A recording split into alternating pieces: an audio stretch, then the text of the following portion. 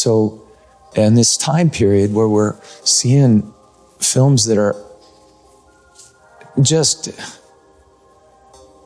it has to be intentional, where Christianity is completely sidelined, and we continue to take it. We get on our knees with our mask on rather than standing on our feet. If you watch Passion of Christ, then you are familiar with Jim Caviezel, who just released a film called Sound of Freedom on July 4th. Sound of Freedom exposes the horrific reality of child trafficking. The movie was done over 5 years ago, but it couldn't be released until now due to many roadblocks that they faced. Almost 5 years ago, right? It's been done for almost 3 years. So what happened to have us sit here today and talk about a film coming out in a couple of weeks? I'm going to answer the first part of that, and then you can talk about the studio because you understand that. I'm going to say something I think we keep forgetting to say. Just remember this. You remember this, Jim. The day they chose we're going to start filming. So let's go back to when they're filming in Colombia. I was there twice. I didn't have, it's just to show up and just see what this is like. It's a strange process to watch a movie being made, but I showed up in that first day, and the producer came in and says, the funding fell through. Oh, come on. What are you talking about? I'm sitting with Jim Caviezel in a hotel in Bogota, Colombia, about to film, and they said, we don't know if we're going to film on Monday. It was like Saturday. And we're sitting there, remember, we're talking in the patio, like, is this how the industry works? Like, the funding fell through? I don't know what that means. And Eduardo Verástegui, heroic act.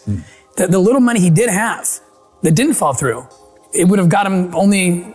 once you start production, he's liable. If he can't finish the film, he's going to get sued by the investors who think that everything's in. And he said, you remember this, you see, he said, go. I trust that God will give us the rest at the right time. Awesome. He's like, we have enough money to fund 3 weeks of production or something like that. And I'm just watching this as a lay person, like, is this how movies are made? So I kind of felt like there's got to be a reason for all this. I think we dropped like $5 million that we were out. And so Fox just got bought out by Disney. Long story short, at that point, we were just trying to get the money back in the film. And I don't know how they did it. I'm on set there, and my wife is, are the Navy SEAL, do you have your Special Forces guys there? Because, Tim, they promised they'd be there and they weren't around. So I was like, yeah, they're all over the place. But they were, his wife didn't want him to come film because we promised security.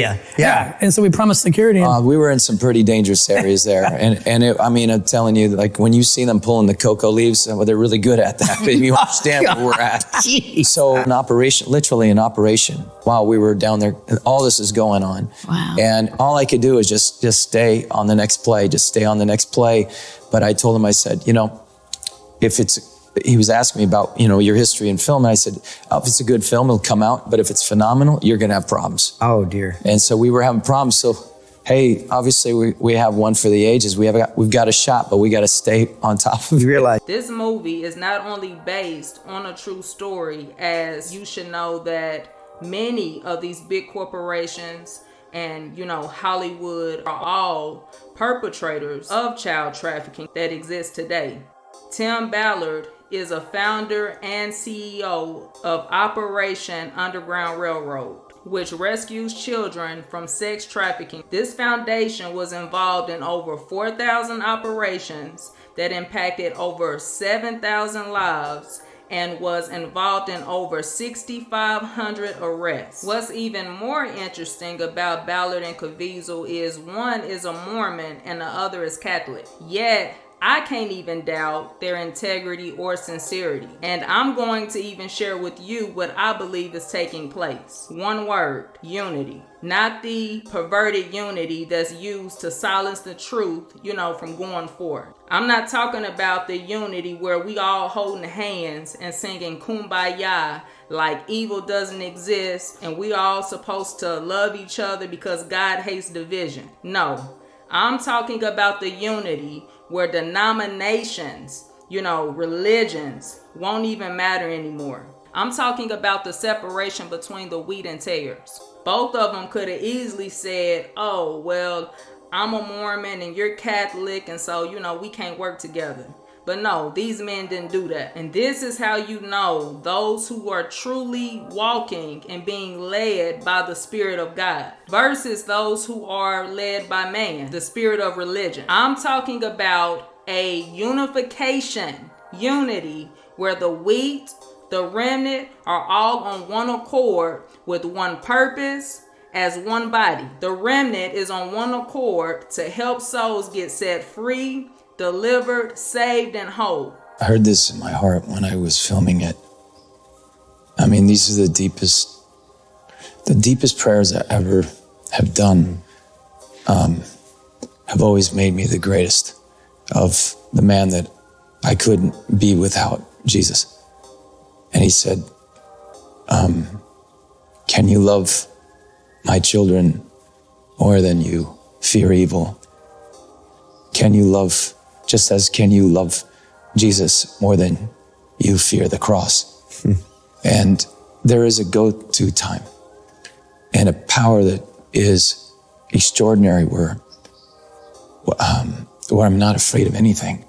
And my heart was so on fire that it was the best I ever was. And it was enormous challenge. It took 2 years just to come off this movie, but it has great qualities in it. It's a full-on adventure film. It is taken with a huge heart. But these are the things that where when the film is over, you don't leave your seat. Your heart's on fire, and you want to do something. And that's why I was called into this business. And I gave my career to Jesus. You picked my roles for me, you know. And so in this time period where we're seeing films that are just, it has to be intentional, where Christianity is completely sidelined, and we continue to take it. We get on our knees with our mask on rather than standing on our feet. Now, if you haven't seen this movie, I strongly suggest you go check it out. What I love about this movie is that the film is filled with such passion and zeal for justice against perpetrators. It ignites a fire that will make you sit back and ask, am I really fighting for truth? Am I really willing to suffer for the gospel? And Alexander Hamilton said that any nation which can prefer disgrace to danger is prepared for a master and deserves one. And back at what you said, yes, evil is powerless if the good are unafraid. This is in the Gospels. You read it. You've got, John the Baptist. Well, I don't want to be him. Well, why not? I mean, what about St. Paul? I don't want to read him. He got his head chopped off too. We're all playing a character in Scripture right now. It's not just a history book. It is actually something, when you read it, you feel it burning in your hearts. That fire comes on. It's just never the best, the greatest. That was, what I believe this was all intended. And I embraced this guy because he had a childlike quality to him, the belief that, it doesn't matter how bad this is. Kind of like David walking down and having these guys just hearing Goliath just rip the Philistines ripping on his God. That's all he couldn't take. Right. And someone like this guy walks over to these leaders and he says, after I take his head off, you're going to go around the backside. And that's what men follow. They follow courage. Yeah. And that to me is what I want to be as a Christian. And I'm not always that. Yeah. And God doesn't always choose the best, but he chose me. So what am I going to do about it?